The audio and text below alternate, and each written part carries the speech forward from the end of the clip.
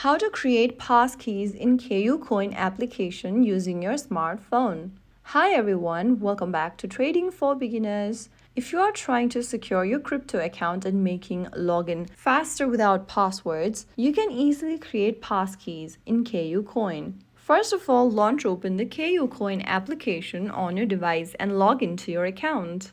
Once you're signed in, go ahead and click on your profile icon at the top left corner from the home screen, and once you do that, scroll down and click on Security. Inside the Security tab, you'll see Verification Methods option. Click on the Passkey button at the top. Now, you can go ahead and create a passkey on the next page. After creating a passkey, you can instantly log in without password, authenticate logins on other devices with your mobile, and add an extra layer of security against phishing attacks and other threats. Click on the Create Passkey button at the bottom of the screen, and on the next page, go ahead and enter your trading password. Finally, click Confirm, and then click on Add Passkey option. This will scan your Face ID or biometrics, and you'll be able to add a passkey on KuCoin. From now on, you can log in without typing in your password. Just use your fingerprint or face scan.